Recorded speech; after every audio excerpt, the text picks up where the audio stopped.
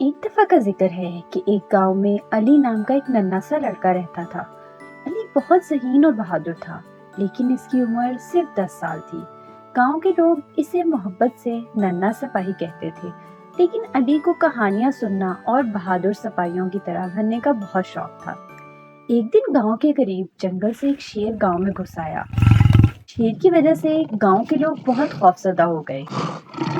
سب نے اپنے گھروں کے دروازے بند کر لیے اور گاؤں کے بزرگوں نے فیصلہ کیا کہ کسی کو اس مسئلے کا حل نکالنا ہوگا۔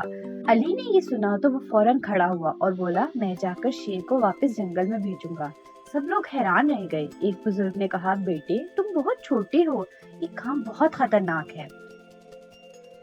علی نے جواب دیا، میں چھوٹا ضرور ہوں، لیکن میں ہمت اور عقل سے کام لوں گا۔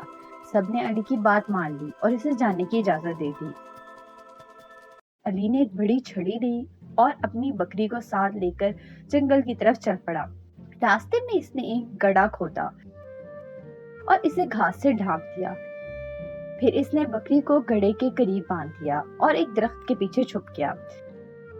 کچھ دیر بعد شیر بکری کی خوشبو سونگھتا ہوا وہاں آ پہنچا۔ جیسے ہی شیر نے بکری کی طرف قدم بڑھایا، وہ گڑھے میں جا گری۔ علی نے فوراً گاؤں کے لوگوں کو بلایا۔